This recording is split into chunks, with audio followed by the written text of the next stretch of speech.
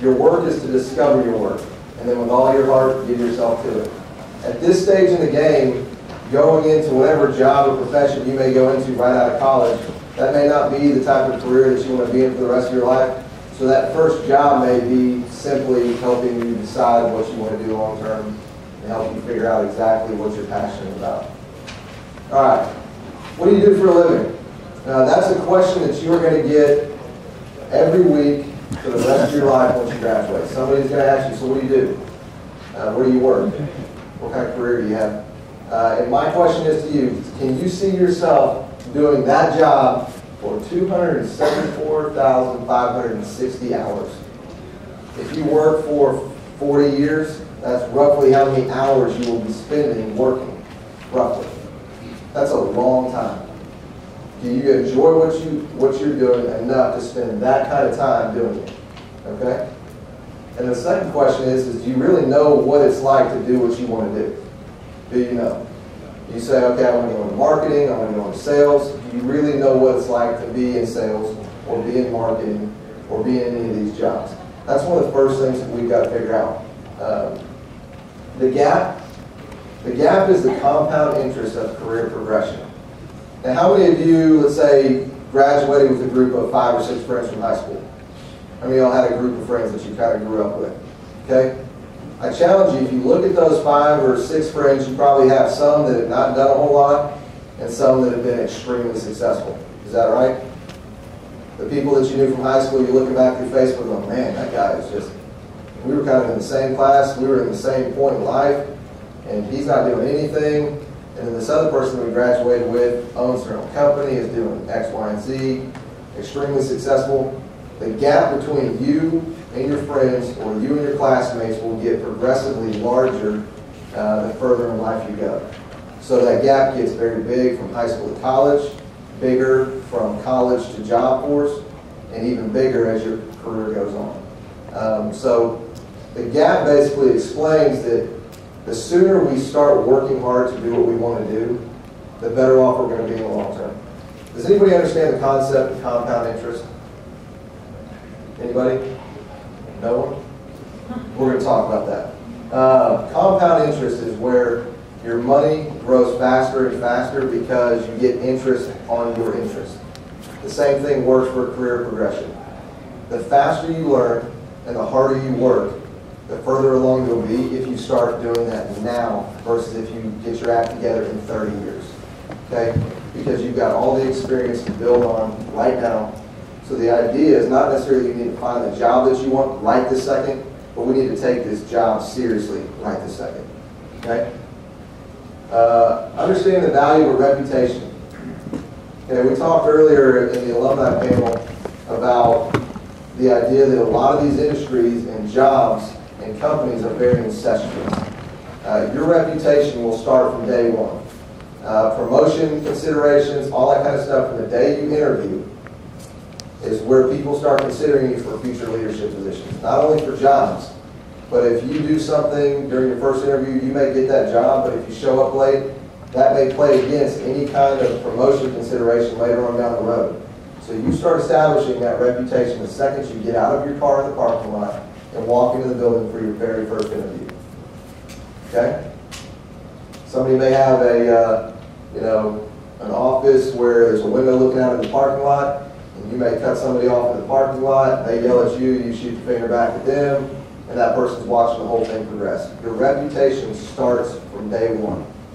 And a lot of times if you do something day 1, day 5, day 10, first year, third year, it's hard to get that reputation back if you do something to tarnish it. So that starts, like I said, from day one. As far as the incestuous nature of some markets and some businesses, I work in petrochemicals. A lot of the people that I work with right now have worked at a lot of the major companies, and it is surprising how quickly those people will come back into your field of vision 3 years, 5 years, 10 years down the road. I've gotten a number of job offers and headhunters call me because a guy that I used to work with or I used to sell to went to another company and then went to another company, and now they won't hire me. So those relationships that may be your customers to start off with or your colleagues may end up being the hiring manager who's wanting to pay you a lot of money to come work with him or her. So that reputation is so important, especially if you're in an industry that is as tight as a lot of these are. Nursing, finance, sales, medical, whatever it is. I mean, whatever the field that you're going into, they can be some of the most incestuous environments, and it's like high school. You see one person one day, you hate him, you burn that bridge, next day you're trying to sell to them, or you're trying to acquire their business and their company's business. So my encouragement to you is to understand the value of your reputation from day one and do everything you can to make sure that reputation is something you're proud of. All right, this is one of those note-taking things. I'm going to tell you several things today, a lot that I'm very passionate about, and there's a couple things I want to put a star next to it. And like I told the first group, I'm going to give you several things today that are tangible, take-home pieces of advice that I think will help you out immediately, okay? 3 mentors. 1, and this is 1+, so you can have more than one. One of the mentors that are just a few years ahead of you. So maybe somebody who graduated, let's say you want to be a nurse. Somebody who graduated 2 or 3 years ago who's now a nurse at some hospital. Someone who's just down the road from where you are today. Okay, they're close enough to remember what it's like to be sitting in your chair. Okay? The second one, in a position that you want to be in one day. So for me, if I want to be a small business owner, I would find a mentor that owns a small business right now, and I'd go ahead and start establishing that relationship. So wherever your end of the road or towards the end of the road career goal is, whether it's you want to be a CEO one day, or you want to be a director of sales one day, go find somebody that's a CEO or a director of sales or somebody that's in that position so you can get an idea of what it's been like to travel that road to that position. Okay? Another one is a mentor that's in a completely different industry.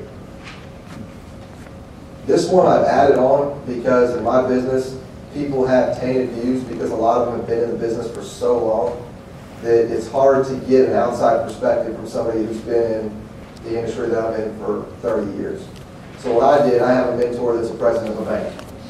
He doesn't do any kind of petrochemicals business, doesn't understand it, but I can take to him the problems that I'm facing and the questions that I have, and he gives me a completely unbiased professional view of what he thinks.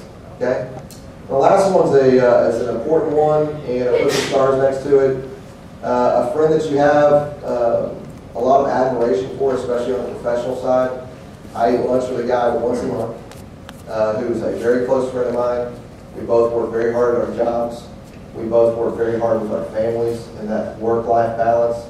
And I eat lunch with him once a month so we can kind of talk about, okay, what's new with you? What are you going, what are you thinking about these days? We spent probably 4 months talking together about a position that he was going to take and changing jobs and relocating. So I find a close friend because if anything, they've got your best interest in mind. Okay, they know you, you know each other, you're comfortable, you can be transparent, but it needs to be somebody who you have a lot of professional admiration for. Okay?